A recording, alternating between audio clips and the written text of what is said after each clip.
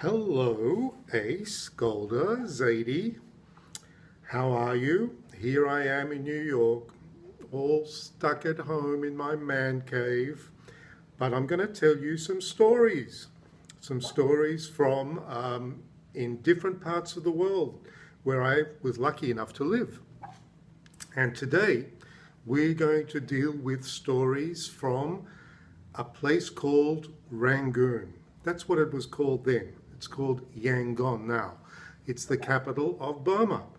And I was there with Sabina, your Mimi, in the early 1980s. You want to know what we looked like then? We looked a little different then. That's us in Rangoon with my little yellow Mazda behind. And look at all that bush.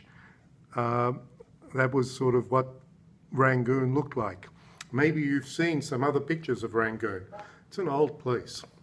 So we lived in a big house, a big brick house, red brick. And it had a big, big garden as well. And next to the house was like a little forest there. It was a beautiful place to live. But the problem with living in a forest in Rangoon is that every now and then you get snakes. Yep, snakes visit. How do you protect yourselves from these snakes? The answer that everybody had in Rangoon was geese. The geese will attack the snakes. And so if you have geese, you're not going to have snakes. So we had a pair of geese, mainly locked away in their own cage because geese can be quite nasty creatures and very nasty to the snakes. That was the important part. One day, I'm at home and our butler, Henry, who we had to sack later on, Henry says, "Oh, master, master." That's what they used to call us from the old colonial days. "Master, master, Ushway wants to speak to you." Ushway, our gardener. Okay, I won't go to the back door. "Yes, Ushway, what is it?" He said, "Master, master, one of the geese is gone." I said, "What do you mean, gone? They live on our territory. Everything's locked up. How could they be gone?" He says, "One of the geese is gone. I don't know where."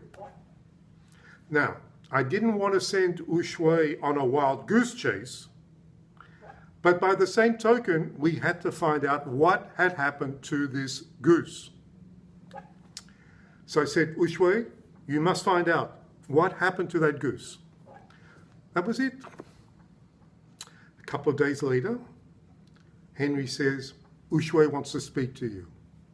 Okay, I go to the back door, and there's Ushway, and he's holding by the scruff of the neck a little boy, maybe 10 or 11 years old.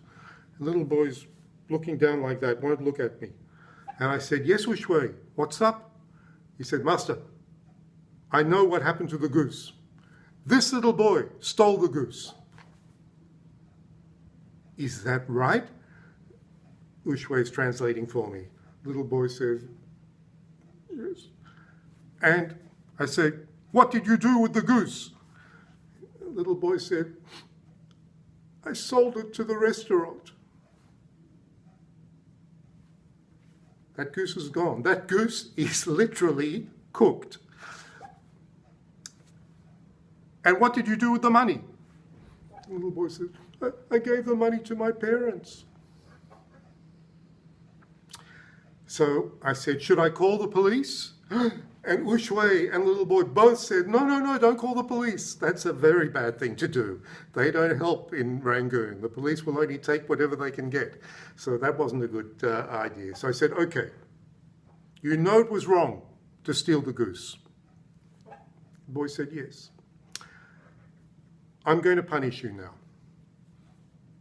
Every day after school for the next 2 months, you have to come here and help Ushway in the garden. And that way you will pay off the cost of the goose." Little boy says, "Okay, thank you." And off he went. Listening to all this was my daughter, Jessica, known to you as Mama, whose name is now Elliot. What did she look like in those days? I'll show you. That's what she looked like. Maybe a little younger than that at the time that it happened. In fact, here's another picture of the two of us in the swimming pool in Rangoon, having a great time at the Australian Sports Complex that some little children called the Australian Sports Cornflakes. And we had a nice big pool there. Oh yeah. So Jessica had been listening to this whole thing going on. And so I turned to her and I say, "So Jessica, what did you think? What did you think about this whole thing?" And she looked up and said, "But Papa, if the little boy stole the goose and sold it to the restaurant, he should be helping Among the cook, not Ushui the gardener."